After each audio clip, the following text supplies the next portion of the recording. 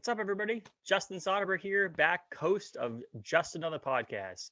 Today, we welcome Matt Robinson, General Manager of Bissell Brothers Brewing Company, and also co-host, along with Noah Bissell, co-owner of Bissell Brewing Company, Graining In Podcast, available on all the podcasting mediums out there. Matt and I go back a few years, back when he used to be the manager at Family Dog in the same parking lot as Orono Brewing Company's first location. He's in a similar duties as I have at Orono Brewing Company, so there's a lot of connections there. But really, Matt and I are just friends. We decided to chat. So we talked starting the Graining In podcast, his duties behind the scenes at Bissell Brothers, some of the stuff that we did for pandemic, and so on. So we really enjoyed this conversation. We loved it. We could have talked for way longer than we actually did. But we wrapped it up and we were able to put it together in a nice little podcast here for you. So I hope you guys enjoy myself talking to Matt Robinson of Bissell Brothers Brewing Company and the Graining In podcast. Enjoy, everybody.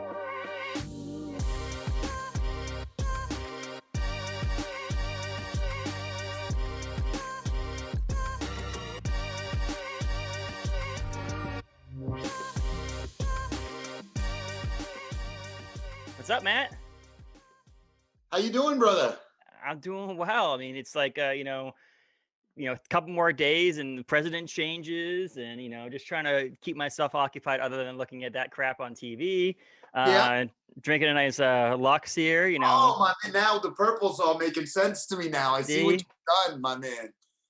but Well thought out and well executed, dude, with that rye mosaic pale ale. Much appreciated. what's great is I used to have a place I watched or did these podcasts with like crap behind me and stuff like that, but I'm having a baby. So we're turning that studio area into a nursery.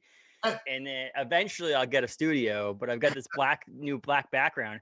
99.9% of my clothes are black. So I Really? can't wear like, Blend right in. I mean, even my beard sometimes looks like it's blending right into the background. So I had to wear colors and I'm like, oh, purple works, man. I got to drink a Lux. We're all good. It is nice to see, though, when it comes to a podcast room or a room to raise a human being in. So, room to raise a human being, I think, has got to take the precedent. And congratulations, by the way, that's incredible. Thanks, man. We talked about like doing it like in April. We're not doing until June. Like, well, Mhm. maybe we'll just wait until April and so on. And around Christmas break, I had some time off and I was like, you Yeah, know what? Let's just pull the band-aid off, get my get stuff out of that room. If we need to touch up some paint, we can touch up some paint. We started building a crib and a dresser. So it was like, okay, let's just get it moved over. And that way we're not doing stuff when, she's, 7 or 8 months pregnant. totally. There's going We to could, be enough.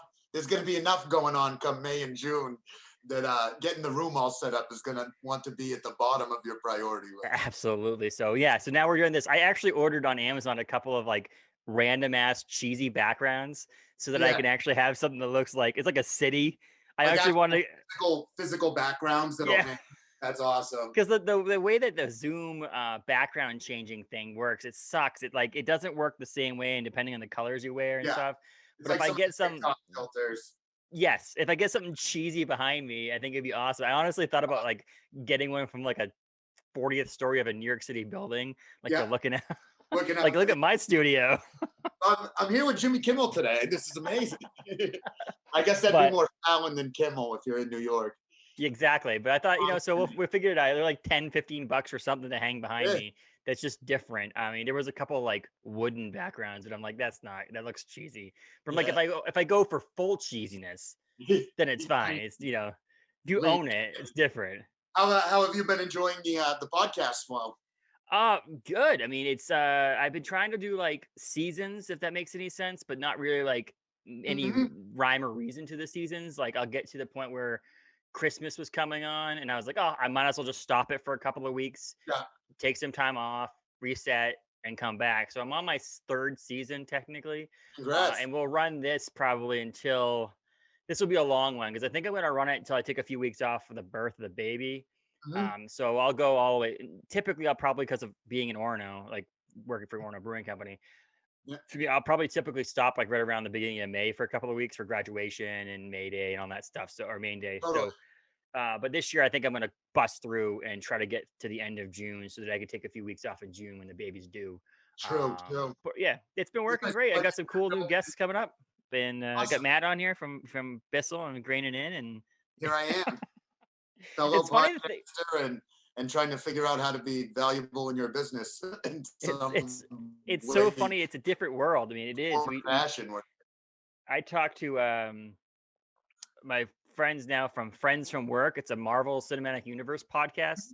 They yeah, like rewatched all the movies and they're doing a podcast for it. Now they're doing like WandaVision and all those new shows that are coming sure, up. sure, yeah. And we talked basically about starting a podcast. And that episode actually comes out Wednesday. This one comes out the following Wednesday. Yes, And yes, so it's like 2 weeks in a row. I'm like, oh, I'm talking about podcasting. But it's like, you know, I think one of the biggest things people need to know is if you want to start a podcast, just freaking start a podcast. Like it's 100%. not you can as long as your audio is somewhat okay and it's listenable Yeah, and you have a platform to put it on there, get it out there, and you have something to talk about, do it. If it yeah, doesn't work out and you don't like it, then you don't have to force yourself to do it anymore. If yeah, you do, keep it going.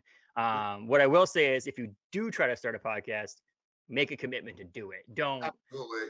half-ass it. Like do the podcast, but I'm loving it. I know you guys are loving it, and it's not the easiest thing in the world because of what we do. We try to get guests on. Yeah, If it was just you and Noah all the time, it'd probably be a lot easier because of scheduling. You just need to figure out you and Noah's schedule. sustainability and energy aspect would be way easier, but it's funny, we sometimes find ourselves viewing, so we have it set up in kind of a 3-week cycle, and the idea was sustainability the whole Hmm. time. We'll do 1 week with a guest, 1 week with a guest, then we'll do a solo, and then we'll come back around. But you almost find yourself like discounting the solo to that thing you're talking about, like, oh, that'll be easy, but then really you don't have that guest there to base everything on, and it's like, what the hell are we going to be engaging about?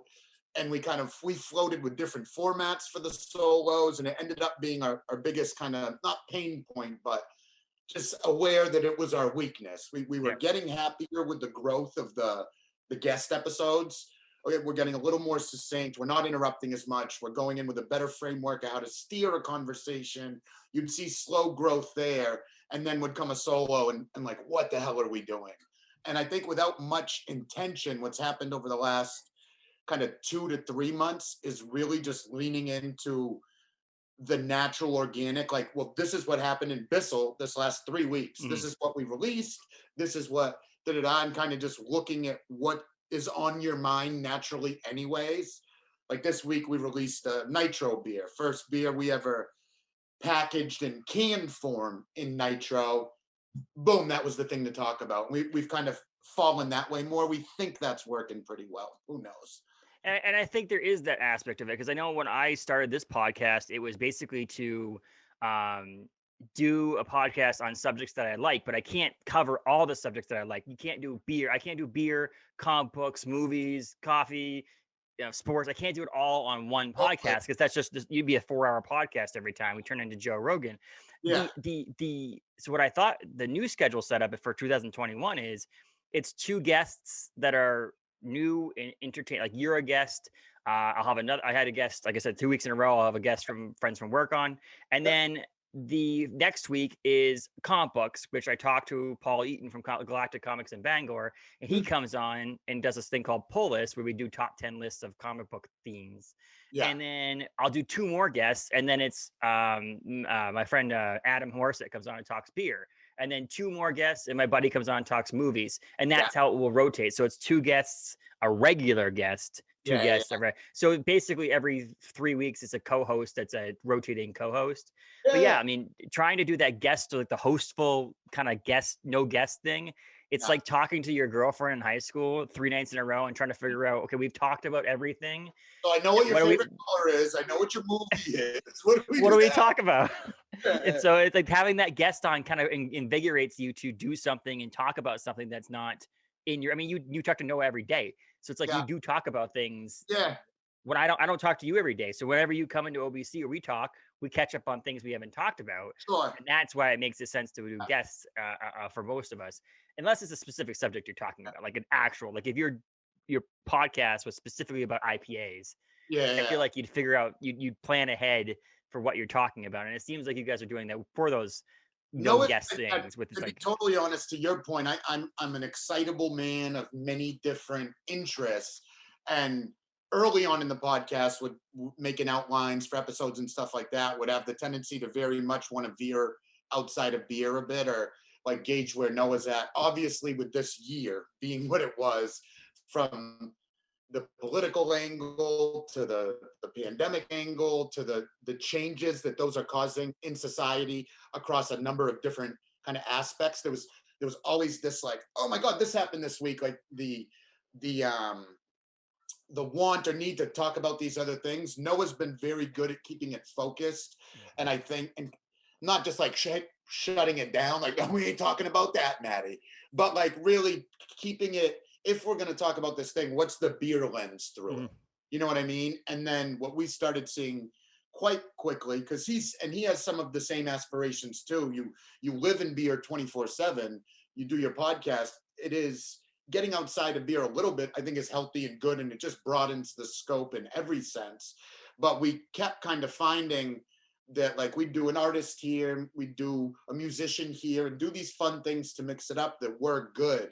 But then I remember specifically, we did a podcast with Scott Janish, who I'd never heard of. Noah had read a bunch of his books, kind of very well known in the home brewing world. And we had all these other episodes up to date where we were like, oh, this might be the one that bumps us through the 4,000 download mark, or this could be the big one. And they'd all kind of play normally. And then Scott Janish came and boom, did like 2,000 downloads in the first week. But if nothing else, I thought like the people listening are home brewers through it. Like it gives you a very good insight on when we immediately with the next solo pod, like, all right, time to stop talking about as much of the branding and marketing and some of the things I like. Let's take a recipe and break it right down. And then right then and there, we started seeing the solos do better. There's a lot of like understanding who is listening and what they want to hear. Because at the end of the day, if you want to do this thing for a long time and grow it, what they want to hear about is often a lot more important than what you want to talk about. You know what I mean? And that's something I talked about with Robbie and Kyle from Friends from Work. The idea that they have it, like, you're gonna get like with your guys' podcast with Graining In, it's a it's a podcast at the sole basis around beer. You have Spose on, you have some of these different people that are not connected to the beer industry, but you have a following that's, if you like beer, that's a podcast you'll want to listen to, is Graining In. And the same thing with the Friends and Work guys. It was like, if you like comic books and Marvel movies, you're going to follow them. The other side of it is too, you're not going to get listeners that don't like alcohol. You're not going to get people who hate the beer industry to listen to Graining In. So you're probably not going to get as many trolls trying to talk crap about your podcast, because there's no reason for them to listen to your podcast. Why would someone listen to your podcast if they have no connection to the beer industry at all? Like, how would they even find out about it? Nothing against your podcast, but how would they find out about it if you don't have a connection to the beer industry? Like, my in-laws are sober, and until I came into their lives, they had years of not even knowing what the heck was in the beer industry. And now they're learning a little bit more. They're still sober and they're happily sober, but like the idea that they know a little bit more about the beer industry because I'm in their lives. So you have to have that connection. You have to have that something to get you to that. And maybe that is having a Spose on. Maybe having that guest and that has that's like a. where we view those as those ones they're never going to be the best performing, but for our energy level and sustainability, getting outside of beer a little bit, like I said, it opens you up to new stuff. It's a learning experience, and it adds a little excitable energy. But then it also just broadens your scope of, it's going to be rooted in beer. It's going to be mostly home brewers. But if you manage that balance between placating to what the audience wants while bringing new and refreshing a little bit, you can slowly broaden the scope. And I think if I've learned nothing else, I think podcasts, even more than other things, they kind of represent the true metaphor for life. Like it's a slow burn in every way that I can see. And it's like you said about the just start thing. It's this very good, like, the first 5 are probably going to suck anyways, no matter who you are. Even if you're somebody with a way bigger platform that's been in some form of broadcasting, this is new. You're going to take your lumps. It's really more about the long, slow, small gains, if you commit to doing it for a long period of time, I think Noah's had that built into his psyche for a while. I am much more excitable, and I'm looking for the hacks to get to do different stuff. It's been a huge learning moment for me in that regard, about just trying to be slower, more focused, patient across every facet of my life. It's been cool in that regard. And it's one of those things that I know that like I'm never going to talk politics. Like I brought up that the inauguration on Wednesday. It's a every Yeah. 4 year a huge thing for the United States of America. And right now we're going through some turmoil in this country that it is a bigger thing this year. But I don't regularly talk politics on my Mhm. podcast. But I've had the mayor of Bangor on. Yeah. I'm gonna hopefully talk to Joe Baldacci, who's a state senator, and Yep. those episodes will be based around politics. But Yeah. knowing that my followers know that the likelihood is that's an episode about politics. The next episode, I'm going to talk about who my favorite villain is in the Marvel Yeah. Cinematic Yeah. Universe. Like, it's not going to be this everything, and it's the same thing, you guys. Like, even if people like are beer followers of you, and you get a Spose episode, they very rarely talk about beer, maybe on, but they're a Spose fan. They're gonna like it, but the beer people are like, okay, next episode we're gonna get back to the gritty nitty, Yeah. and that's where we're gonna get back into the following. So there's that ability to break off and do your own thing. Also gaining followers that maybe like they like the way you guys talk. I have podcasts that I listen to that are not like my favorite subjects, but the Yeah. way that people have conversations and the ability to say things Totally. that are smartly done, Yeah.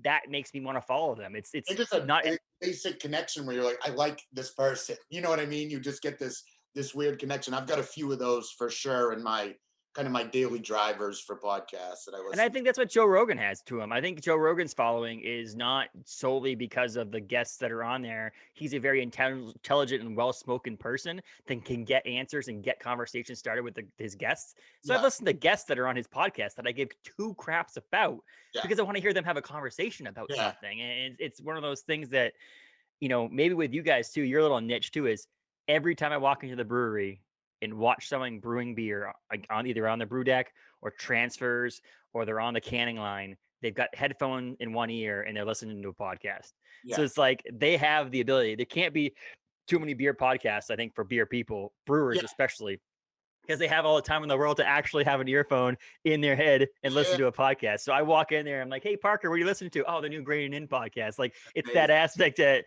they have that time. Whereas someone who works inside the tasting room, obviously their 8 hour shift or whatever, a 4 hour shift, they can't be listening to a podcast. There's no Totally. way.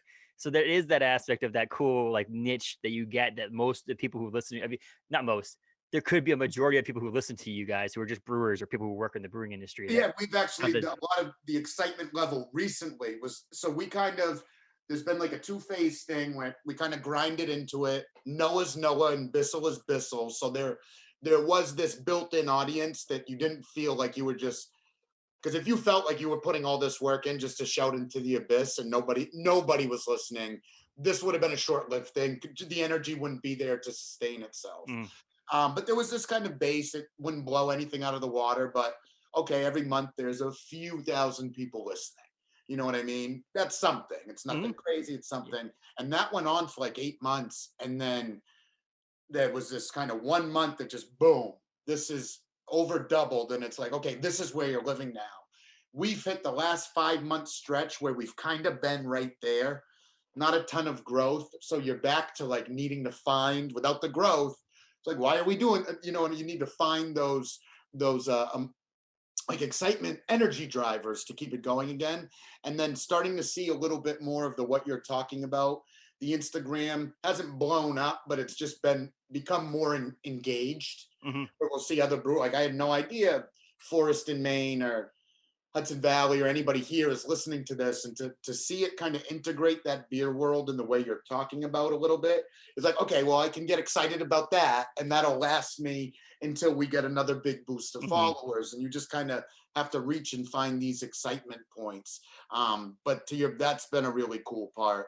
And I think other than just to throw it out there, other than what you're talking about, which is if you're working a job or have the time Yeah. where you can kind of because let's be real, the cool thing about podcasts, they're a big kind of rebellion against the way that every other media has shorter attention span, quicker clickbait, grab your attention, get you emotional, get you to stay on the platform so I can serve you ads, bang, Yeah. all this stuff. And then podcasts were this deep dive into a singular subject where you can actually learn something. It was almost like a rebellion against the way media was moving. But even on top of that, it's also passive. Mhm. So like you said, you can throw it in and kind of tune in as you want to tune in. Maybe if you're up there mashing in, you're not hearing every word, you're working. But then as you get your little downtime, you can kind of take it in passively. I think that part was really cool, but it also made me realize how much of a driving medium it is. Mhm. So like you know what I mean? The people that don't have the luxury of doing that while they're working or other things, I think they consume most of their podcasts on the way to work or on the way back or on the weekend when they're driving to a Yep. trip. And I think we saw the beginning of Corona, we had some uptick, and then we saw this quick little settle, like right when it seemed like people were in their cars less going to work, and we just kind of like, holy shit, is this a driving medium? And then it found its thing and slowly started rising again. That was really interesting to see. It's certainly how I ingest my podcast. 90% of them are either in the car or I'll passively throw one in on the Bluetooth or in my Yep. headphones while I'm cooking dinner or something like that. It's me. It's the driving. It is the driving. I can't. Driving me. Even someone who hosts a podcast. I don't listen to podcasts when I'm in my house, really, because I just don't focus. I don't have a attention span enough to focus on something, and especially. I mean, if there's something I really want to learn about, again, I could probably throw on a 4-hour podcast from someone where they're just shooting the shit about something that's come up in the pop culture or whatever, Yeah. and miss that moment because I'm cooking dinner or whatever. But most of it's driving. I'm focusing on one other thing, Yeah. staying on the road. Everything else can be focused on the podcast driving. So that's why one of the reasons why I like the idea of a hour and 15 Yeah. minute Yeah. Yeah. podcast, because I can do it like, okay, excuse me, I live in Orrington, work in Orono. It's about 20-minute drive. I can do about three to work, on the way back from work, and the next morning to work, and get a podcast in basically that I like. And Totally. then maybe on the way home, finish it up. But if I can get it to work, from here to work and back, and then be able to pick the next podcast episode that I want to listen to, not in the middle of a drive. So like, if I can Yeah. try to figure that out in a way that's why my favorite podcasts are about an hour long. It's because it's 3 trips to I do work, that. I and and so totally. a 4-hour podcast is an entire week. Yeah, depending, regardless of work or whatever it is, I'll cue, like if I'm 20 minutes from where I'm at and I just ended a pod, instead of starting another one, then I'll just move to Spotify. It's like I've only got Yeah. 20 minutes. But if it's like 35 minutes and I know some of the pods I listen to are generally 30, 35, then I'll queue up one more and get that in on the way there. It's such a cool medium in the way that it's kind of digested and why. And when I'm just thinking about it now, as you say it, I haven't thought much about it, but I think to your point, like business podcasts or beer specific, like a good beer hunting or things where I am trying to actively learn. That's why I'm listening to them. There'll be some politics in there, some Rogans. Those I almost always ingest or digest in the car Yep. because I've got that ability to focus to the whole thing. Like if I am cooking dinner, maybe working on a project at the house, don't feel like music and I want to throw one in, they won't be like a Rogan or a Scott Galloway deep dive into what is wrong with the stimulus bill. It'll be like a crime junkie or Yeah. like a true crime where you don't really have to be there and engage the whole time. You can kind of take it better in bits and pieces. And I didn't even realize I do that until we're talking about it right now. That's But where I think I'll go a lot of true crime when I'm actively doing something else. But just the fact that you mentioned the different podcasts, and you mentioned some by name, but also just some generic topics on some, is that the millions of podcasts that are out there. There's one for everybody, and there's one for now. There's not just one for everybody. There's one for every occasion. Like Yeah, you mentioned, there's a driving style podcast, which might be your podcast. yeah, There's the cooking dinner, which is the true crime podcast. yeah. It's My big. wife listens to true crime ones at work when she's working because she can, again, same thing. She needs Do to you know focus what her on her favorite is? work. What some of her favorites are on the true Ah, crime? Do you hear any of them with her? I hear the ones. There's like some of the really popular ones. I'm trying to get crime junkies out of you, if we're being honest, because it's got the. I was wondering if you'd recognize the intro music. It's like the best music to me in all the podcasts. She probably Shout listens out to the Crime Junkie. Junkies. Yeah, she probably. I mean, there's a lot of those ones. I know there's that, and then our friend Addie listens to some of the same ones she listens to. But it's like she listens to a lot of that, and then we also listen to some of the podcasts together, like the Friends from Work podcast, because we were rewatching the Marvel Cinematic Universe. We listened to that one together because they were like reviewing the movies. Mhm. But those ones, like, also they're like they get to the hour point, and Kyle, like the lead person on the podcast, are like, "Come on, man, we got to get this going. We got to end it at 1:15," because Yeah, of the fact that he just doesn't want it to go on forever. The yeah, only way I'll say that is that the conversation is moving and it's riveting and it's yeah, worthwhile and it can go 2, 3, 4 hours, then do it because there's a reason behind it. If you're yeah, just like So how are the kids?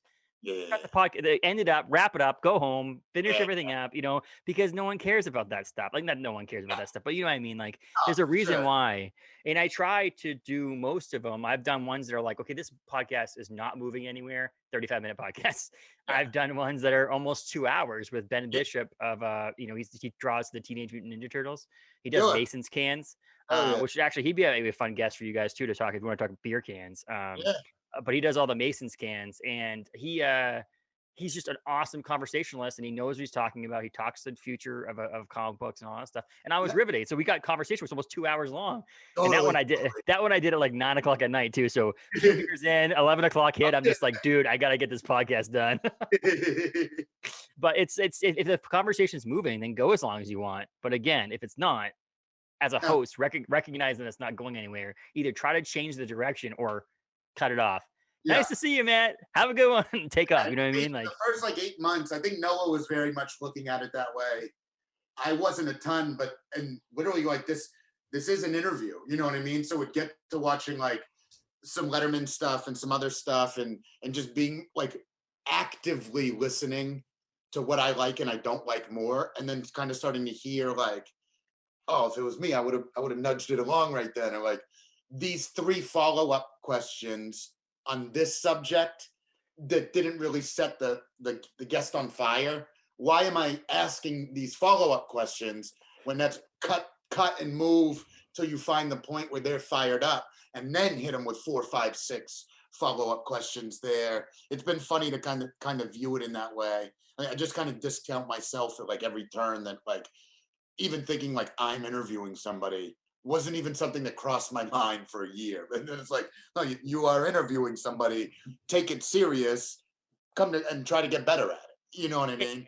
and not in a tap back, hitting myself on the back, or you're in the patting yourself on the back for you either. I think it's the best medium for interviews too, because I think the best interviews that are out there are just conversations. Yeah. One of the reasons they asked me on the Friends from Work podcast why I started my podcast, and it was like, I had great conversations with people that I should have just pressed record. There would have been unbelievable podcasts. Yeah. Because it's just the conversation. I mean, we've had probably great conversations at OBC. Absolutely. That's just been like, oh my God, imagine if we had a microphone in the middle of this table. It'd be an excellent podcast, because it's just great, deep conversations that they don't get into in that 30-second interview on Kimmel. Like, like they have to promote the book, or they have to do this. And a lot of times you hear guests that are on podcasts, like, say you had, Eminem on your podcast for some reason, he's promoting a new album. And, Joe Rogan has him on his podcast. And at the very end, the last 30 seconds, he's like, oh, yeah, I get my new album. Do gotta do. Exactly. But the entire 3 hours prior to that, we're just talking about him and his music and all this other stuff. It was nothing to do with him promoting the new album. Of all this like micro package, bite size, everything's built on an algorithm, serotonin, dopamine hit. And like, to me, podcasts really grew out of a need for long form. In this day and age, you don't have like, people aren't going to academic papers, or not as many reading The Economist, or these deep publications that get deep, and they've been just won out by BuzzFeed and stuff like that. I get it, but it seemed like podcasts were really this. There is a need for people to go deep on a subject and really learn and understand it. Boom, here come podcasts in a passive audio format to allow that to happen. And you can own your own media. Yeah. It's not even, when you have this idea that, you and Noah and Bissell and Grading In, like, you own the media. You don't have to listen to anybody. No one above the ownership of your podcast and potentially Bissell can say what you can and cannot do on your podcast. To an extent. We've learned a lot in this past few weeks about what you can and cannot say and what you should and should not say. But my point would be is like, if you guys wanted to talk about obscure beer brewing techniques, no major company above you, other than, like I said, potentially Bissell and yourselves, can tell you, no, you cannot do that. You can't, you can say use whatever language you want on there if you wanted to, or whatever it may be. You can have whatever guests you want to have on there. A lot of the things that the most amazing things that happened to podcasts, or why people have switched over to podcasts, is it was like the XM radio that wasn't scheduled. If that makes any sense to a lot. It's like, why if XM radio hadn't come out and done what it done, there's certain people who have shows on XM radio that have millions of dollars from that would probably be in the podcasting field. In that aspect of it is amazing. It's done well for comedians. A lot of comedians tours are not nearly as good unless they have a podcast. Yeah. And so it's that's another thing is like I love to laugh, and so like I have some podcasts to listen to, like The King and the Sting, and I listen to used to listen to That's it. Shout out Theo Vaughn. That's where yeah. for me, I bought a microphone like 3 years ago before I did anything because I've always talked about wanting a podcast. Yeah. I'm a talker, and I'm probably delusional about how that anybody would want to listen to me. But then Noah was very much getting into podcasts in a deep way. A lot of them were comedy based, and same thing. We were at the brewery till 3 a.m. having these long conversations, and Noah kind of put those two dots together of like, well, why don't we put a structure around this so we're not just burning rubber having conversations that maybe we could be doing something else that would be more beneficial to the business. Let's set a framework to do this in a beneficial way.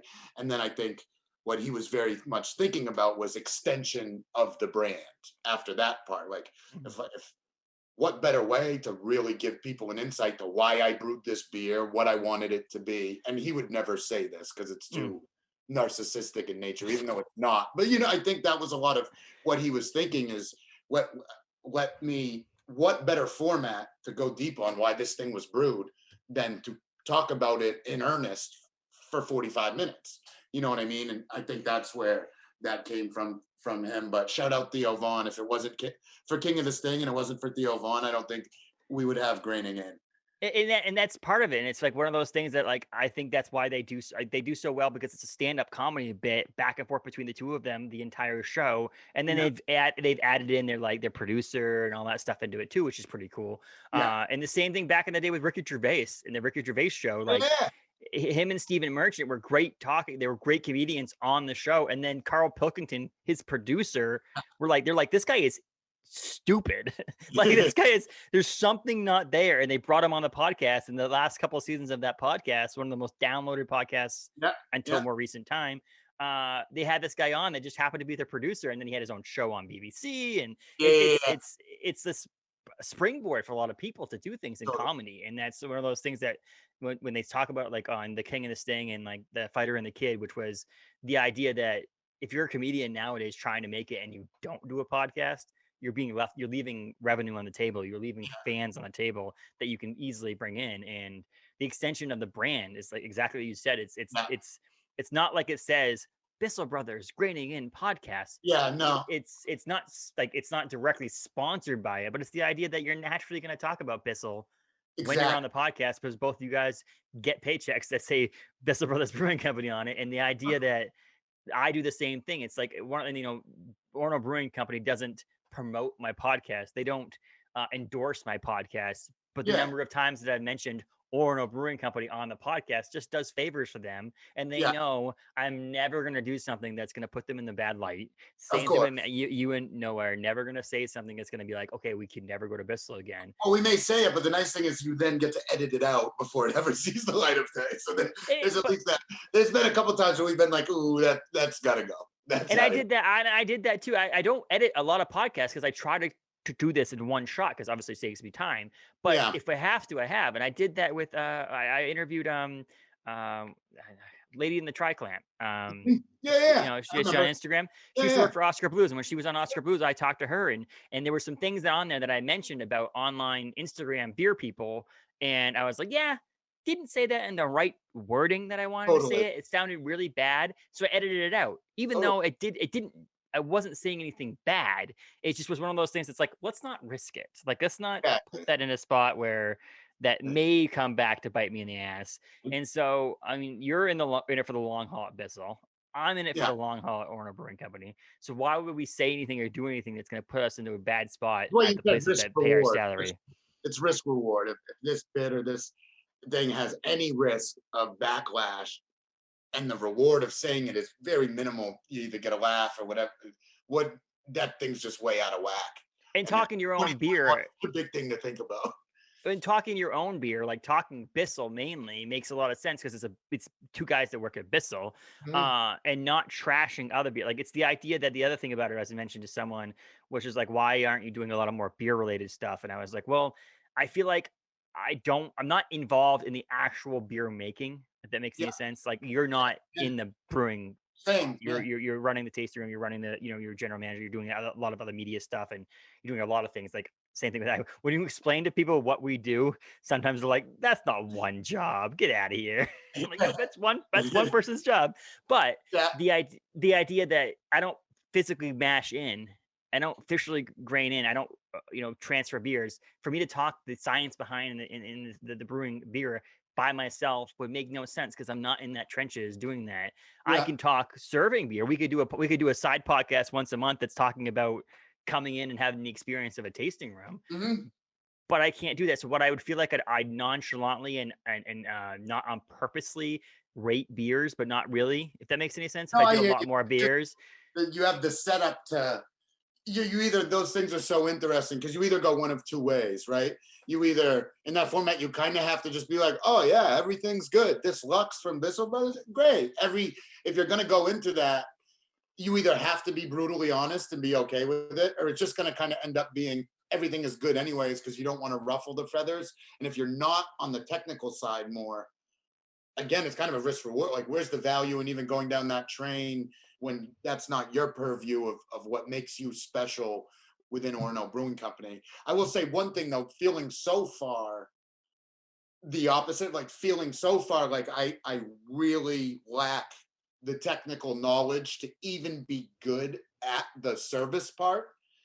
Sometimes I really feel like that was my big glaring weakness in this equation was some of the driver for wanting to do the podcast. Because again, then it's forced learning.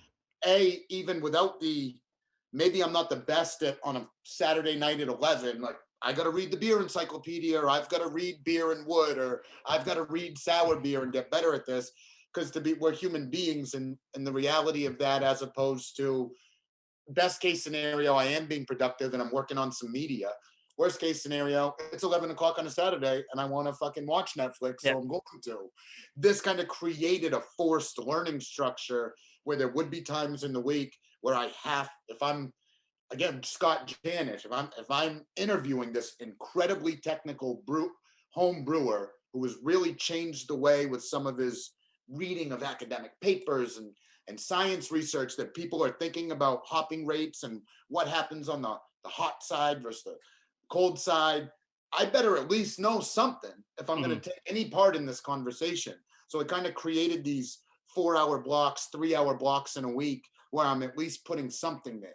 I know I'm never going to turn that D to an A plus, so I'm not going to put 50 hours a week there, but I'm going to focus on the things I'm already born decent at and put most of my energy there. But 4 or 5 or 6 hours a week on that is just going to make me better at my job anyways, And is the and way and I was that's really thinking about it. and that's part of what I don't think the weird thing about, and one of the unique things about our positions in our industry is that it helps you with not only does it help you with the podcast, but it also helps you with your job as a server or tasting room to Oh, run a tasting room. Because like if you think about like some people who work in marketing or in an office space for some sort of aviation place, they don't need to know how to plane flies. Like yeah. if you're in a position, no one's walking in the door. Anybody who's going to an aviation spot to buy parts for something or do something along those lines has that knowledge in them. The people Mhm. walking in our doors to Bissell and to people walking to Orono Brewing Company, there's a good majority of them have no idea anything about beer. Totally. They like the beer, they like the new craft beer scene. And so when they come up to you and they ask you about what's that tank do? What does that thing do? What does that do? What's in the vats? Simple. We have to actually know what that is. I 100%. want my servers and bartenders to know that in a sense, but they can know minimal knowledge if they need to because I'm there. If they want to be like, "Hey, Justin, this question has a question. Can you answer it?" 100%, I'll be right over. "Hey, you want to go take a look at the brewery? Let's go take a look." If that's the case, because most of the time you can't, but like, Not those this kind year. of things. Years before, that was my go-to. You But want to like come now, to bullshit? Come yeah. on.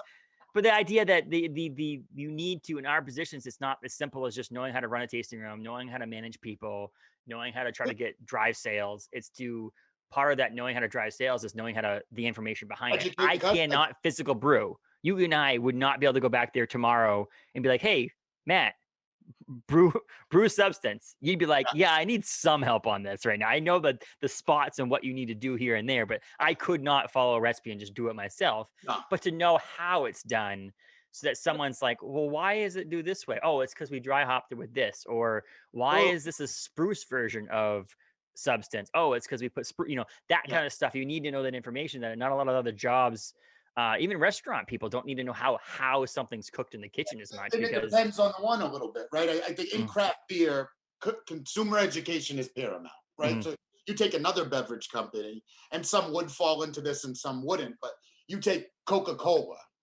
So, like, customer education, consumer education in Coca-Cola doesn't need to be, it's kind of non-existent. There's no need for it. You're drinking it for a reason that you don't really care about the sugar, you don't care about this. You love the way that thing yep, tastes, you're there. Great. If you're in a more like a new age energy drink with, and maybe it's zero sugar, but the thing that's giving it the sweetness is kind of new, and there's some consumer education that's going to make or break whether this drink is successful or not. When it comes to craft beer, especially as opposed to macro beer, I would argue the same thing with Budweiser. People are buying that for consistency, availability, and price point. mhm, Period. You don't have to educate a lot when that's what you're selling on. Craft beer, higher price point. There's kind of generally a local agriculture aspect. There's different packaging. There's way big hops are much more a part of the equation, especially for East Coast breweries and this New England IPA thing. So there's just if you're going to pull that customer from macro and you're going to make them care about this industry and this type of beer, and that's just one customer that I'm pointing at, there's a lot of education that would need to happen there. If there's another customer, say, doesn't like beer, all they've ever had, they probably are not liking the bitterness, mhm. right? And they've given beer a try a couple times, and no, they do cocktails or they do cider, they do whatever they do, but maybe New England IPA is a little bit sweeter for them and it's a little more palatable, and they didn't know that, and they've got their beak wet a little bit. If you're going to bring them right into the whole fold and really turn them into a customer that rocks with you for life, there's a lot of education that needs to happen between, wait a minute, why doesn't this taste like Coors? All the way till I'm I'm coming to your brewery once a month, telling my friends, loving it. You know what I mean? From A to B is just so much education that needs to happen. You need to know a lot about the process side to be able to do that education well. And I think that it's funny how you talk about it now. It's like going into this industry, I went into it because I love that stuff. Yeah. But then it's also the reason why I'm still in it. You and I tomorrow apply for a job at a top tier restaurant and get a general manager's position? Most likely. We've had consistency at places. You Mhm, you used to work at the Family Dog. You have this history. You also have this Bissell history now. I've got mhm. the Orno Brewing. I mean, we've been in this for years. I don't want to run a restaurant. Yeah. I'll run the restaurant what I have right now at Orno Brewing Company, the street food style, the smash burgers, the fries, all that stuff. But I like talking to people about beer. I Yeah. like talking to people about, hey, this new beer is coming out, or we're doing a collaboration with this person, or so on. That's what I enjoy doing. And so the learning aspect of it is awesome. I don't Yeah. want to learn why temperatures of steak are cooked a certain that I don't need that stuff. I like the beer. That's why I'm in this industry, and that's Yeah. why I am a face forward person. I like talking to people. You Yeah. like talking to people. Yeah. I like the beer industry. I love the design aspect of it. You and I are big on that. Like that Totally. is like Totally. the beer industry. And I talked to Sean Sullivan on the Yeah. podcast from Yeah. the Maine Brewers Guild, and he talked about how me talking about design, how beer cans are one of a kind in a sense. Like the wine industry doesn't have this aspect of cool You're starting to creative see a little cans. bit more of it over the last real recent term, but I totally agree. And he asked, "What's the future of beer labels? Like, what's the future of what a beer label looks like?" And I said, "This, that Mhm. it's not changing. I mean, I know there's places that are really good and they make amazing liquid in the bottle, like Maine Beer Company, have a very Yeah. simple, very clean, very recognizable label, which I love. No issues Yeah. with them at all. But I don't think that's the future of what beer industry looks like. The future looks like this.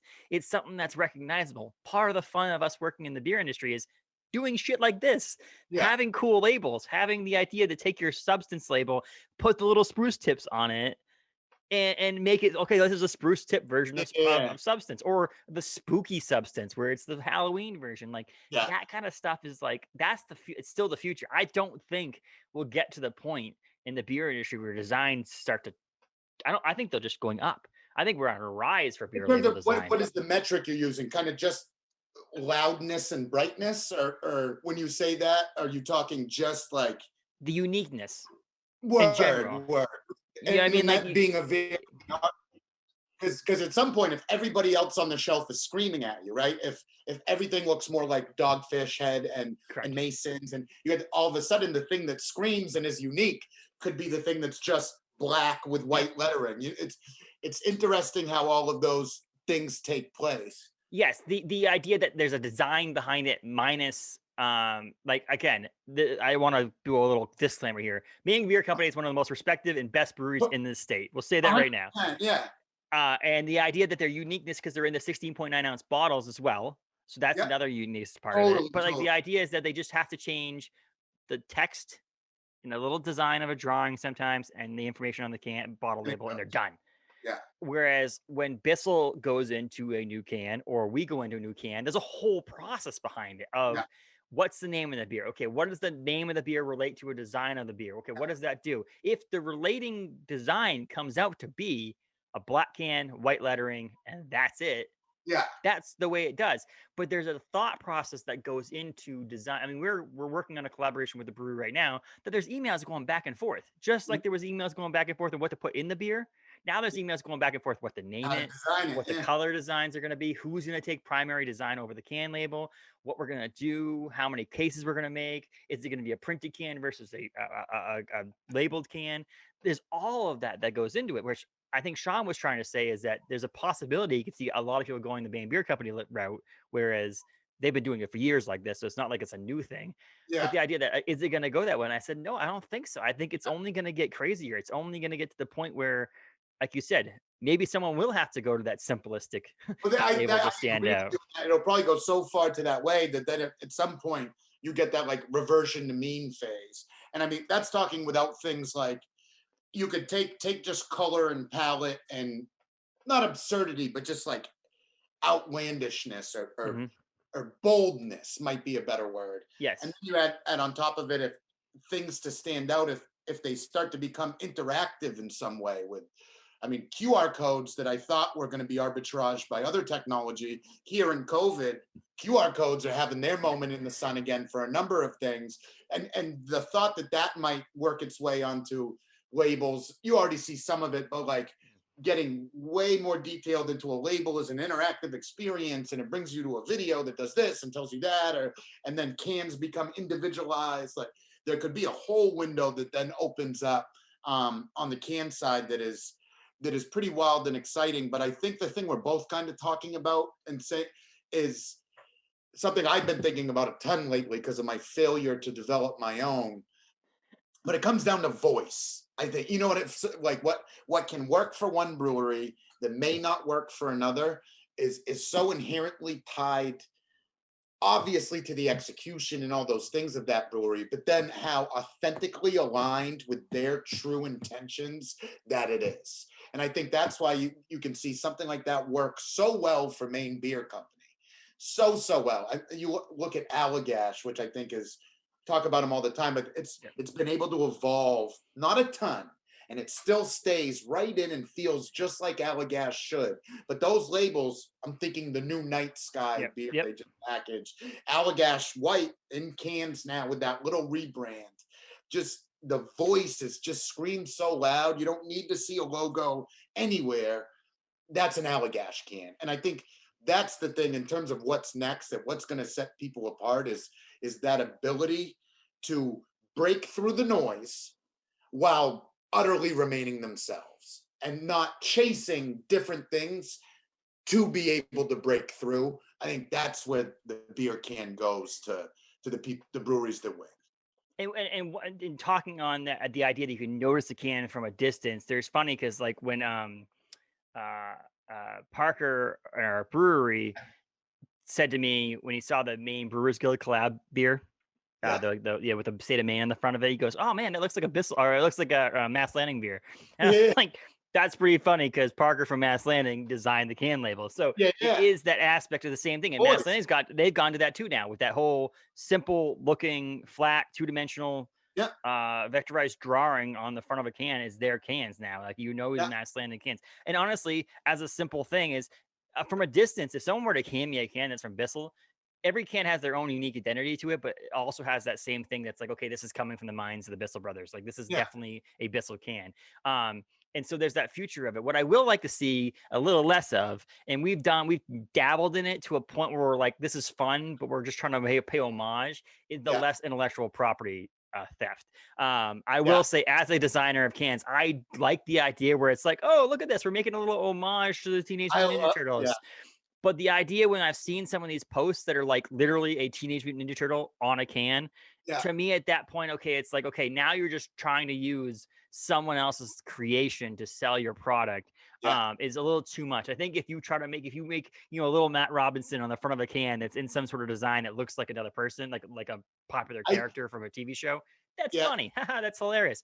But if you put that popular character from a TV show on the front of your can, that's Yeah. literally just stealing from someone. And I think that's where I'm getting to the point where now I'd like to see us phase away in the beer industry to a point where, like, pay that homage. There's no reason to have that idea that you could do like Weird Al Yankovic, where it's like, let's just have some fun and play with these people and do these things, but not steal their actual property that they've designed and created on their own. I wouldn't do I that to struggle Bissell. with. I wouldn't take this Bissell can and put the OBC logo here and be like, we're just paying homage to Bissell. It's like, No, that's not what we would it's do. funny you mentioned that. I struggle with that one hugely, just in terms of how I feel about it. Um, Coming from kind of the hip hop was the music I grew up on, that kind of streetwear culture. I loved aesthetically in my younger days, and like my favorite shirts were like it would have the Snickers logo and it would Mhm. say sneakers and like that riff on that is so rooted in the hip hop mentality, right? You think about it literally came from records to begin with, right? And Mhm. so if you're in an urban environment, you can't afford to go buy a guitar or another thing. You kind of took what was already there and figured out a way to be creative through it. So you turned a record playing device into an instrument. Then Mhm. as that goes on, this kind of early on thing where these established iconic logos that you could take and be creative through that logo and put your own spin on, rooted in my heart, I think I love that. I love that kind of underdog, like gonna do whatever it takes to get that done. Fast forward a decade, and you get to a place where that has kind of been overdone, pushed to the extreme. You know what I mean? I don't think it has the allure that it once had. But some looking back 4 years ago, 5 years ago, some of my favorite cans, I mean, just intellectual property theft everywhere. Well, And I that's love it sits differently now to me. I totally agree. It's an interesting conversation, but it it is. is. It's a fine line, though. That's my point Yeah. about it. The whole thing is a fine line between taking the Snickers font and doing a substance against a substance in the Snickers font, Yeah. or putting the word Snickers on your can. There's like a Yeah. difference between the two of those. We're doing a beer coming up with Matt's Landing that the font, I won't give them too much about it because we haven't announced it yet, but like Sure. the font is the font that's similar to the Simpsons font. Yeah. Okay. Yeah. But it's not like I put the Simpsons house in the blue sky with the clouds behind it and put something on that it said like Bart the beer or something Yeah. along Yeah. those Yeah. lines, like, and put Bart on the can. I've seen that aspect of it too much now. Yeah. Not calling out anybody in specific, but like just the idea that there's too much. I've looked through, I don't know if you probably do on Facebook or Instagram, Intellectual Pooperty, Yeah. and they have posted ones that are like literally someone did a beer called Cat Dog, and it had the cat dog Yeah. on the front of it. Like, that's not a homage to anybody. That Yeah. is not trying to, like, pay respects to someone. That is an absolute taking someone's creation and putting it on the front of your can that you didn't do a collab with. Yeah. Again, different story if you do a collab. The people who did RTJ, Run the Jewels collabs, Yeah. that makes Yeah. That was sense. I what mean, it was. we did Jewel Runner, Yeah. which was a homage to Run the Exactly. Jewels, Yeah. but the font was more of a ripoff of Blade Runner than it was Run the Jewels. Yeah. And so it's like, the idea is that I didn't put the Run the Jewels logo on the front of the can and say, hey, we're going to try to sell this because it's Run the Jewels. We did it because we wanted to pay homage to Run the Jewels and their great artistic ability. And I did the font as a Blade Runner to kind of pay homage to Blade Runner. We did the combinations together. But if you looked at them on the shelf, you wouldn't go, that's a Run the Jewels beer. Yeah. That's what I'm trying to say is that you pay No, that homage, pay that respect, do that whole rip off, but not take their actual physical properties and put them in the front of your can. and That's, I it's think, the line. deeply related to like anything else. If the idea is wildly creative, if the execution is incredible, if it, you know what I mean, then awesome. Like you said, if it's kind of almost in a way to phone it in, that, oh, we could do this and take that and you can pull that right there and you can slap it on. If you're not adding anything to what was already there in any way, what's the point of what's it doing? You know what I mean? I think is the way. And now as you see, as that thing became popular, and I think like Lone Pine, I think of Lone Pine, they had the Dream Team thing and the thing. At an aesthetic point, to me, that can jumps out at me. I like it. It's familiar. It's not around the way it used to be. That's kind of a thing of the past when the Dream Team really was the Dream Team. It was the best. You don't really have that anymore. That one to me, like, ooh, love that can. You can Well, see another one that's very, very similar, but just a couple little differences, and it's like, well, the Dream Team logo was never that was the Team USA logo that they made the Dream Team. That's my point. Hold on, I have in my closet right here. I actually have a shirt that I created. Hold on. Let me see.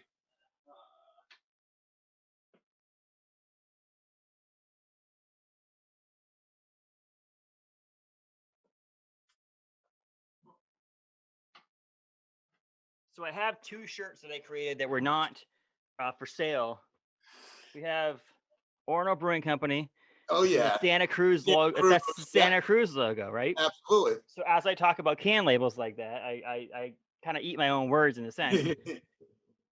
And there it is, the Dream Team.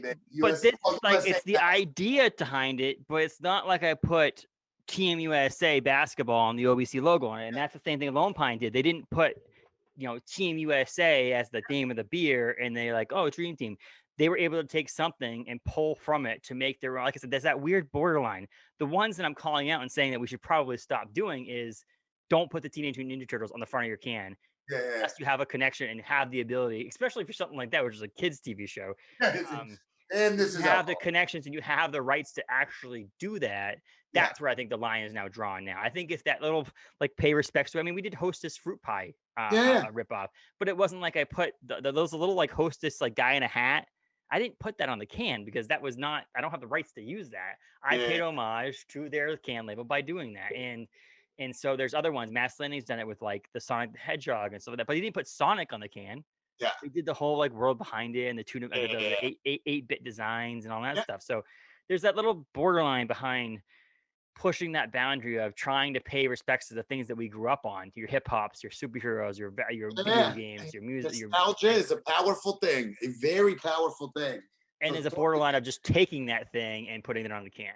And so that's my gripe of the whole beer industry label thing, which I hope we get away with. But you're right. Just finding uniqueness and making your beer labels unique to yourself. That I know when I go get a Polar Seltzer, that's what a Polar Seltzer looks like. Yeah.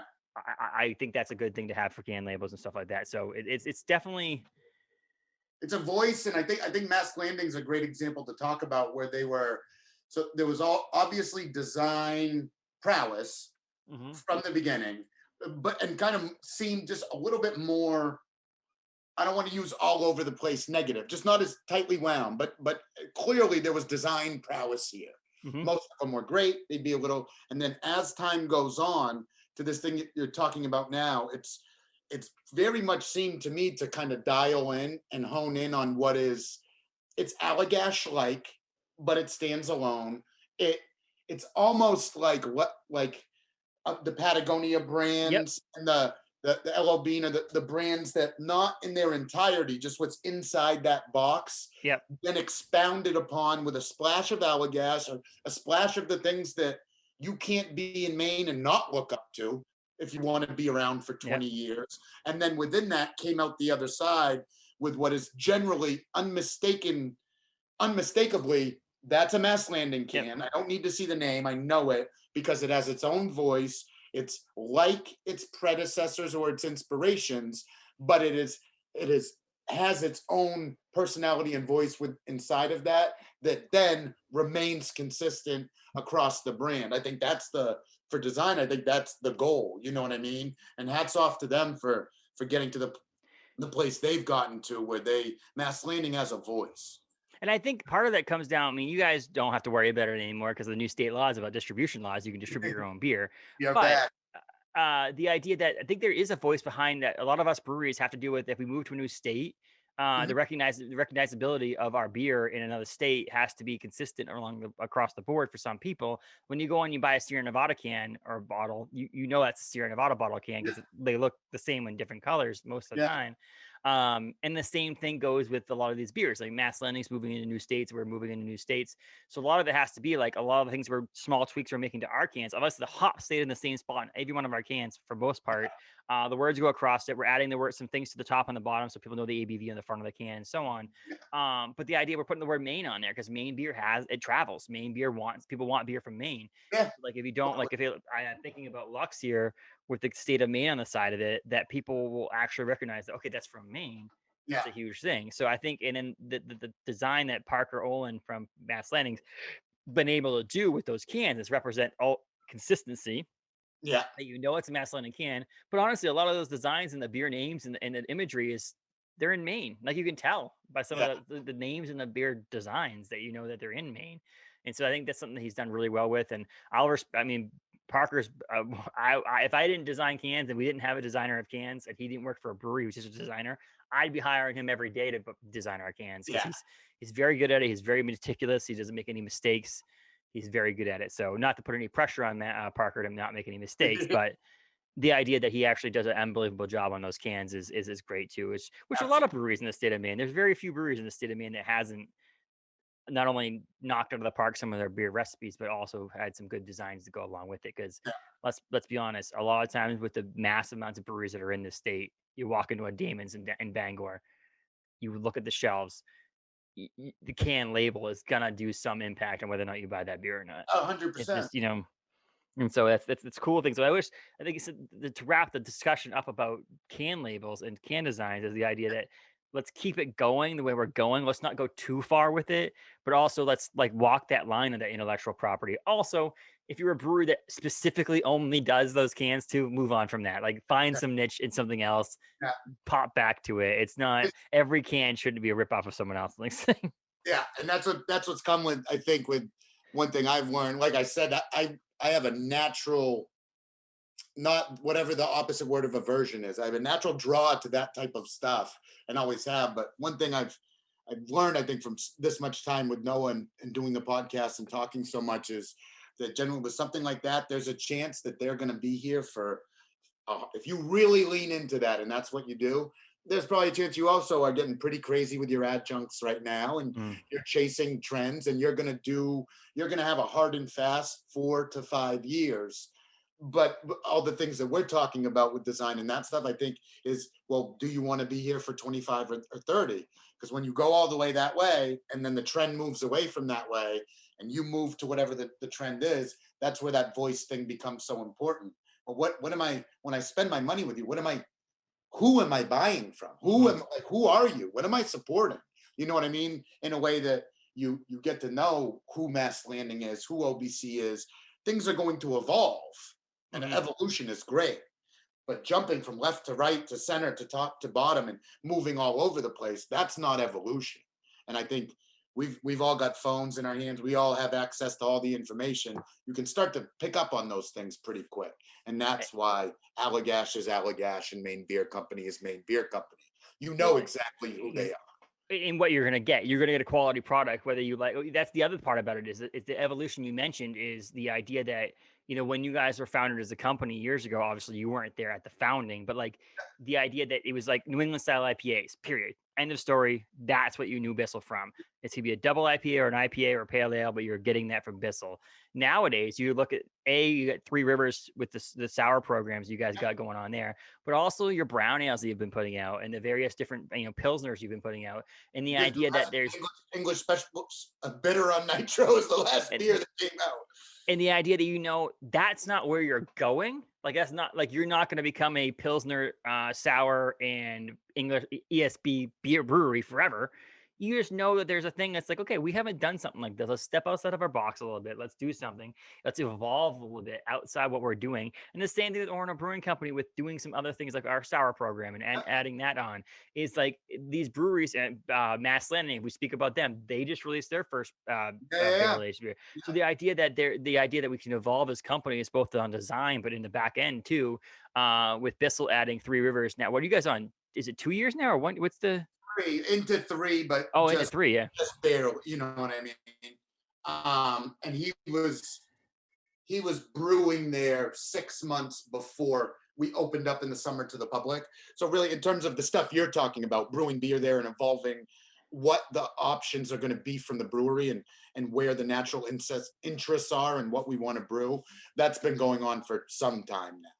And then you guys are one of the most recognizable and renowned breweries in the state of Maine. When people talk about not saying top five best, you guys are, but like not saying top five best, but saying name five breweries from Maine.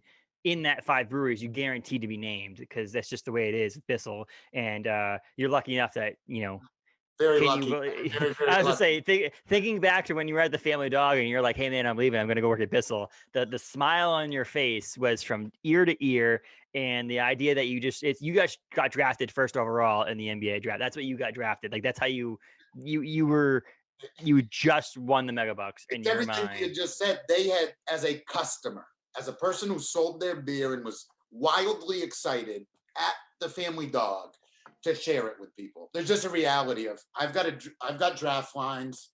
You keep balance and you do this, and there's a few beers that I can't wait to give you and talk to you about. The other ones are there, and they're local, they're Maine. I like them. There's some, but that had it's the thing we just said, knowing or thinking I knew who that company was, why I love to spend my money with them, why I was excited when I did so. The thought to then come on the other side of that and be a part of that, like, I mean, elated. I probably didn't, my feet didn't touch the ground for like 3 or 4 days.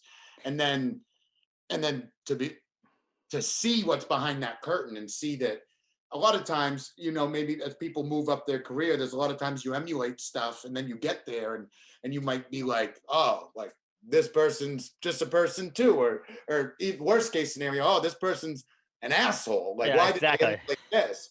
To have a moment where you peel that curtain back and it's like, not only is this what I thought it was, it's more. Just from the intent side, just from caring, being good people, and running a business in what I would feel is the right way. Just an incredible feeling to wake up and that's what you do every day. You know what I 'Cause mean? And just like anything else, it has its ups and downs, and it's but like the energy involved in feeling good about the message you're trying to spread is a great feeling. It's I've worked for companies where I've opened that curtain and been like, "Oh Oh, my God, I do I thought not you want to were be here anymore." I thought you were the woman, or I thought you were the man, and like And you kind of suck a lot. and so now I peel back the curtain. I'm like, oh, I want to leave that curtain open. I want to see what's going on in there because Yeah, the same thing you have with Bissell and same thing I have in Orono I Brewing would Company is very we much. could be happier to have the ownership and the people we work around and the people who work not only above us but below us. That's like the companies know how to hire. And the idea that you get to work in a place that you dreamed about working about. Honestly, it's like Yeah, you were not from a forefront, obviously don't know what you felt like behind the scenes, but from visiting you, you're the kind of person that I'm the kind of person. It's like when you get involved in something, you're 100% involved in that thing. yeah, So like if you get involved with Bissell, everything you do in your life is going to have the word Bissell involved in it. T-shirts you're going to wear, hats you're going to wear. Hey, come see this, drink this beer, do this thing. When I worked for Best Buy, I was everything is Best Buy. When I worked for yeah, Circuit City, everything's Circuit City. It was like when I get involved in something, I'm a hundred totally. percent involved in it. So when you were at Family Dog, you were 100% Family Dog. I Everything lived you wanted. I lived above the restaurant You for 2 years. and it was just a Family Dog, Family Dog, Family Dog. And whenever I went in there to get lunch, or when I went in there to drop off a keg, or talk to you, or clean a line with you, I mean, we did the banded takeover on the Yeah, yeah, yeah, patio there, yeah, yeah, and yeah. and cleaning lines with you and putting tap handles on with you. You were involved in it. And it was like to me in my mind, I'm like, this guy's never leaving this place. He's gonna live here forever. He's gonna own the place at some point. But then you got the opportunity to work at a place that's like your dream job. And now, like I said, there'd have to be something massively big for you to be like, okay, Bissell, I'm done. I'm moving. because My it's like, girlfriend does want to move to California, so we are going to have to cross that bridge at some point, and we're well, when having. they open Bissell, California, you don't have a problem. You tell, I've been afraid to say it. Somebody put a bug in Peter Noah's ear that San Diego is a beautiful place. And there's a lot you can do from a concept perspective when you're only dealing with about 3/4 of an inch of accumulative rain a year. You can Yes, do. exactly. But Somebody that's the tell idea. I mean, a lot of us filter our water and stuff like that. So as long as you can filter the water and get the same pH levels and all that stuff for your beer, you should be able to brew the same beer in California. it will be A all right. nice way to skip the middle of the United States to get beer in San Diego. I have no problem with that. But like I was saying, is there have to be something big, which is that moving across the It's country it. would be something big. And The idea behind to take it out of the joke and be dead serious, my girlfriend, who we talk about, when you're in something, you're all in, right? yeah, So shout out to her for just being the biggest trooper on earth, because the work-life balance thing can be very out of whack, and she's incredibly supportive through that. But to that being the joke, she wants to go to law school. She's been amazing. She's incredibly smart, supported me through everything, just got her master's. And to your point, it's like, to most people, like, hey, my girlfriend's going to tackle this incredible career. Like, I can California, Maine winters, forget, like, it'd yeah, be a very easy decision for every single reason other than, man, I don't want to leave this fucking yes, thing. Are you kidding? So yes, now we talk about timelines, and, well, if you go out there for 1 year, I stay for a year behind, then we can stretch it to a 2.5 year timeline instead of next year. And truly all that stuff is because of what you said. Like, I don't want to leave this thing for nothing, dude. I love this thing. and it's a mixture of both the Maine beer industry as a whole. 100%. a hundred And percent. then you drop down one more level and work for the companies like we work with. And I think there's a number, I would say there's probably 15, 20 breweries across the state that people are thinking the same thing we have. There are definitely people who are not happy, but there's definitely the ownership groups that some of these breweries, they don't start breweries in the state of Maine, and most of them, or at least a lot of the ones that have been around for a long time, Yeah. on a whim. It's like they decided to do this because they're passionate about it. And you could see, if you've ever had a conversation ever with Peter Bissell, with Noah Bissell, he's going to tell you his beer's not that good. That's what you'll get. But with Peter Bissell, like, it's like Pete again has the same attitude you have, where it's just like the excited about everything kind of thing. Yeah. And it's like, and Pete is always going to sell, whether it's Bissell or High Roller or whatever he has a business partner in, he's going to sell that to the day he dies because he loves it and he's passionate about it. And to have that person as the figurehead of your company, or co-figureheads of your company with them and their Yeah. wives and so on, you couldn't work for better people. And then they treat the people right. I mean, Very think much so. about, if we think back on the beginning of the pandemic, and you were working for other companies at the time and not working for the ownership groups we're working for, we'd be in a lot different situation we're right now. Like, I tell you right now, I would not be where I am right now in this pandemic or in life if it wasn't for the company I work Yeah. for. And I don't want to speak for you, but I'm pretty sure you're probably in the same boat. I was, so you have in life and anything, there's ebbs and flows of everything. And this, thrilled to work for this company always, different things like that. But time goes on, and you have those times where you're way in it, life happy, you're a little more in your personal life, these ebbs and flows, right? And then when March hit and everything happened and started becoming real, everybody obviously is, especially us up here in Milo. We are not Bissell Brothers Portland. And in some ways, just to be frank, I kind of, the only part of my job that is troublesome in any way is that I think about us a little bit as a pet project, right? It's a labor of love. It's where we run some decent business, but we are not the main distro point, and this is a result of a long-term vision for the company. So as this all happened, that stress becomes even bigger. You know what I mean? It's not like we don't clear 600 cases a day. No. Probably never will. In the best universe ever, we'll have people travel to us from far away for bottled beer and have an amazing experience. And when all those kind of anxieties settled in and looking around at everything, we got incredibly clear, incredibly honest communication from the very moment. This is what's going to happen today. This is what the next week looks like to us. Now, if we drop 50% revenue at any time, this is what's going to happen. We're going to continue to pay you for 3 weeks. After that 3 weeks, we're going to pull from your PTO time Mhm. and keep you getting paid for a number of weeks. But if we go to 6 weeks of less than half revenue than we're doing right now, we're going to have some really tough decisions to make. So but we can deliver to homes, we can do curbside. Let's get out there and try to sell as much beer as we can so that we don't have to cross that bridge. But if we do, that's what it's going to look like. Once you get that, you know exactly what it is. There is the caring part. We're going to continue to pay you for, it was something like a month. That gives you a buffer. Then you've got your PTO, which a ton of businesses don't even have. You know what Nope. I mean?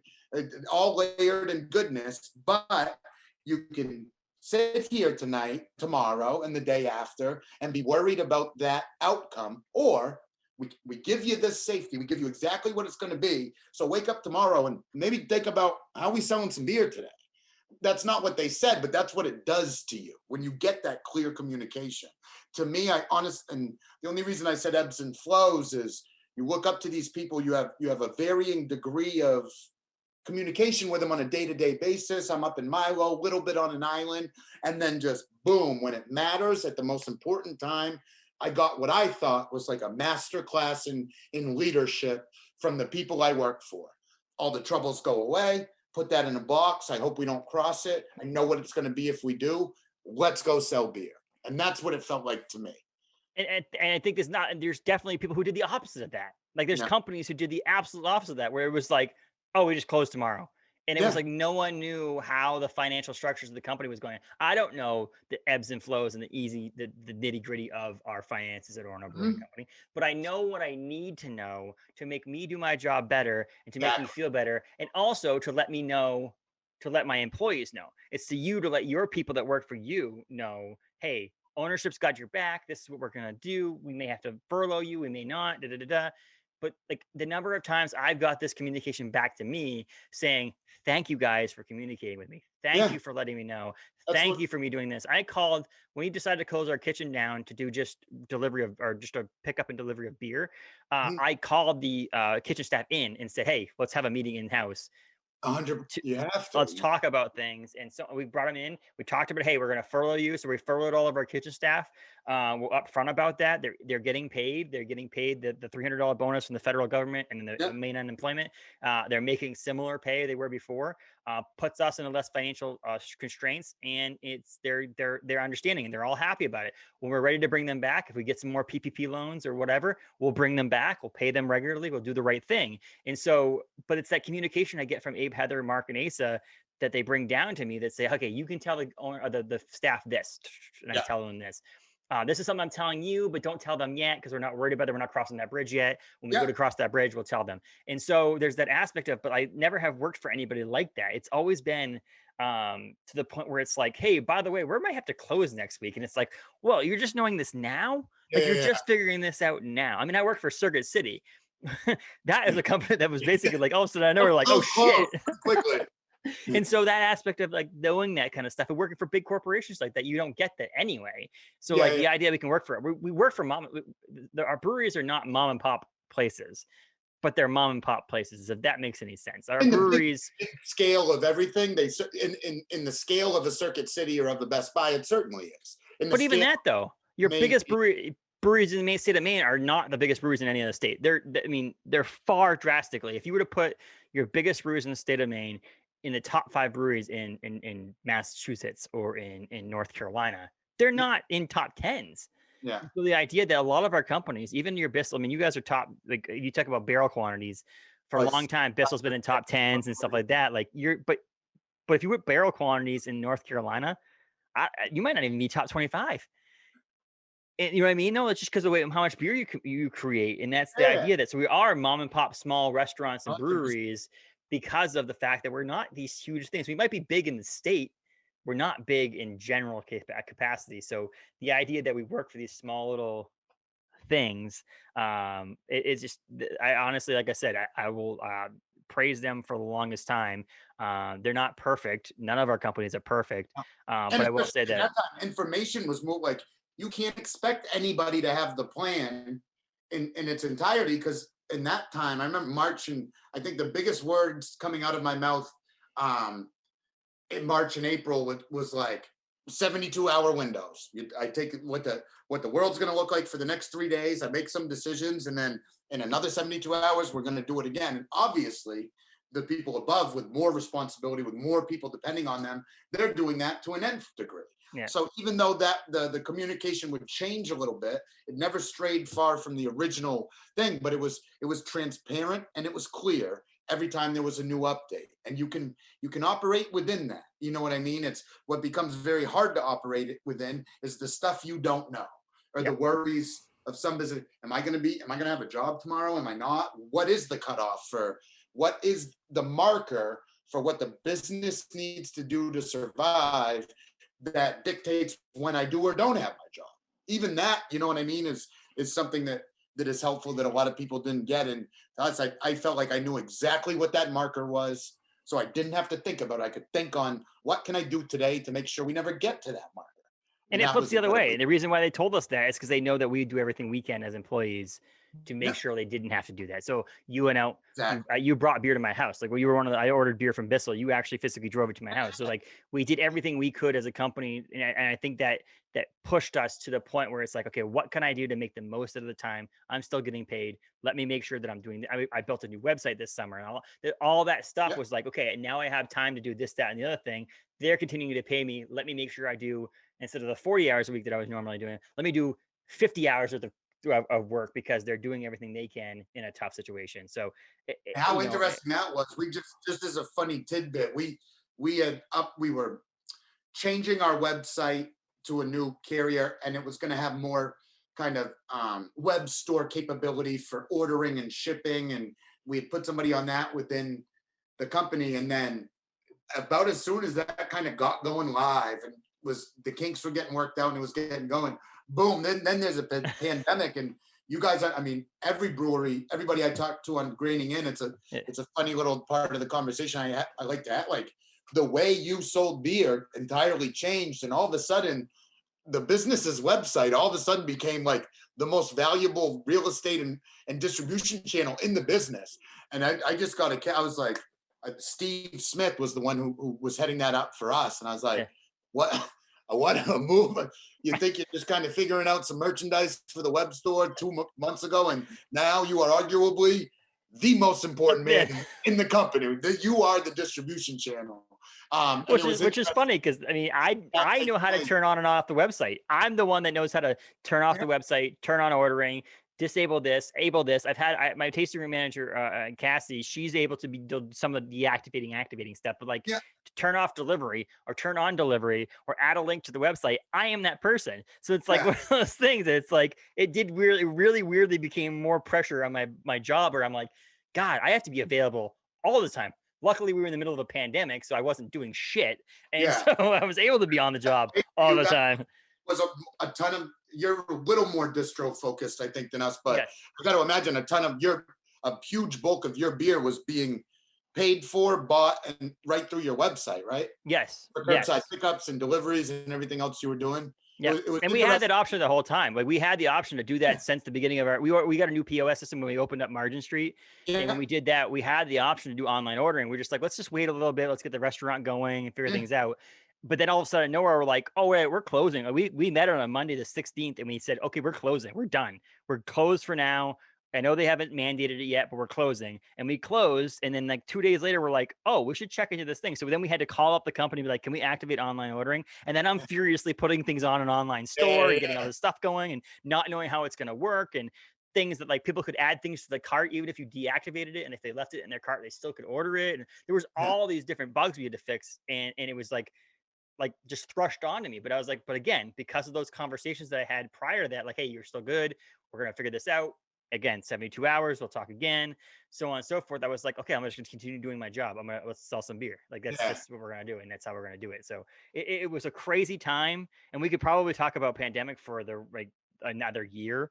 I just got one more tiny one. So this is a conversation I've been having recently too, and had some fun with, along the exact same wavelength. At the time that happened, the social media side went from being marketing and storytelling to being informational. Yep. It was what you getting your information out clearly and concisely. This is how you order. This is where you order. This is the times we are open. This is what it's going to look like. This is, you do have to wear a mask. You can't stand here. You can stand here. It became so informational right away that opened up a huge weakness in me and made me realize, been on this whole kick the last 6 months of like probably what I'm doing right now, where I use so many words to say so little, that it was a cool moment for me. That was like, I can story tell a little bit. I feel all right. I can market a little bit. I've got a lot to learn, but I'd put these posts up, think it was fine, and then just see all the questions and the confusion and be like, man, I am not good at being clear, concise, and informational. And that was a big learning curve for me this year. That it's because obviously storytelling is so much more fun. You know what I mean? Yep. That we got our grain from this farmer and this beer's named after this place. Like, so fun. And you don't have to be that technically tight for that. You've got to Yep. convey emotion. When you need to know that curbside is from this time to that time, and it's not going to be open here because somebody tested positive there, and now out of an abundance of caution, we're going to do this. You know what I mean? That stuff became so unfun, and I realized, man, I am not good at this. And I think it's like I said, I think one of the things we'll benefit from 2020 as a whole is there's so many things that are now parts of our business that are likely going to be parts of our business for the rest of our lives. Yeah. In a sense, there's not like we're going to do only online ordering for beer or always do delivery, but it might be one of those things where it's like in certain areas, on certain days, or during certain special occasions, it's like, oh, 4th of July is coming up. So Thursday, Friday, Saturday, order your beer online, curbside pickup, or delivering on Saturday, da da da da. Yeah. Those kind of things may become part of our Yeah. businesses. Things like being more concise on the Instagram and on social media is now going to be part of your future, because you had to learn it. You were thrust into it. Hopefully learn something or two. Well, and that's the thing. It's like 2020 sucked for a lot of things, but there's a lot of things that we're going to be able to pull from it. And there'll be positive things that we're going to get out of it, things that we change the way we did business, or prepare ourselves for the future. Because, I'm 34, you're not super young. The idea that but we're not old, and then we have this possibility 30 years from now, we're going to deal with this shit all over again. And it's like, we'll be all prepared for it. Now we'll be up running a businesses and going, hey, this is what happened to me back in 2020. Let's do this. And that's the kind of thing. Listen here, kids. Let me tell you about 2020. We walked uphill both ways with a mask on. Yeah, it was crazy. I mean, it's just crazy. So, I mean, I think it's great. I think, like I said, I don't want to toot our own horns or anything like that, but like, honestly, I wouldn't talk to you if it wasn't for we've had a good relationship for a number of years. Back family dog. I used to walk kegs over to you guys with Abe, tap kegs over there. Now you guys are doing amazing things, and you're in a position now where I think it's great. I think we call each other once every couple of months now, and we're like, hey, what are you guys doing with this? And how are things going? Well, it was real during this. What better during Corona? I mean, there was at least 2 or 3 or 4 times that just genuinely, okay, I'm thinking about this. I don't really have a great answer. I don't feel amazing about it. Let me call Justin. Let me call a couple people that I know and trust in the industry, and not, if nothing else, just have some dialogue. And what are the things that you're thinking about? Maybe you're thinking about something I'm not. Obviously, your business is going to be specific to you, and there's going to be, you know what I mean? Each decision is made in a vacuum in that regard. But just having somebody to bounce ideas off and talk shop at a time when things were as segmented and lonely as ever, because you weren't like just grabbing drinks after, and those sorts of things, was incredibly beneficial to me, and I appreciate it very much. I think it's part of the same thing I got from the opposite side when we talked to each other. Was like, okay, I feel like now we both ended the phone call with, we're doing the right thing. I think that's the thing. It's like we both had similar ideas of what we were planning to do or what our businesses were doing. But it was like after the phone call ended and we're both like, I walked away. I'm like, okay, Matt's doing this. Bissell's doing this, we're doing this, this person's doing this. Okay, now I feel like we're doing the right thing. Back in March, I was like, okay, I felt like we did the right thing. We closed, because then everybody else started trickling closing as well. And then again, when we closed back for delivery only, same thing with a lot of other people when we decided to open inside temporarily. I think a lot of people, we just had these phone calls, not to be like, what are you doing? To be like, okay, we're all doing the right thing. We're doing the right thing. We're all doing this together. We're one beer industry. Let's figure this out. You selling beer is only going to help us selling beer. And that's the way it's going to go for a while. So I think it's great. And I think honestly, we were talking about getting you on the podcast a long time ago. I think it honestly makes a lot of sense, and it makes me happy that we waited till this point to do it, because we lived through a lot of the pandemic. so far and lived through some of these things to have these stories and have these conversations to talk about, because it gives us a little bit more to look forward to the future. But you're going to come back on. I know you are. I'm We'll do here, babe. we'll do an episode once we get the tasting rooms back open. We have business going. We'll do an episode specifically about serving beer to the customer front of house. I think it'd be a fun one. Oh, that'd be amazing. I'd love Totally. to get on another couple other tasting room managers on there. Maybe someone from Portland, to do a kind of like a 4-person kind of like Zoom thing in from a bunch of people and try to figure that out. Because I think the customers are our lifeblood. Without them, we wouldn't be where we are. Absolutely. So I think talking customer facing. Yeah, for like I said, with finding some of these weaknesses in my game, I would call them, during the corona, during all of this, I realized that was because the one thing that I could bank on, or the one thing I felt good about, was my ability to interact with customers in person. That was my strength, and then it's like that whole thing came right off the table, and it's like, well, now what can you do?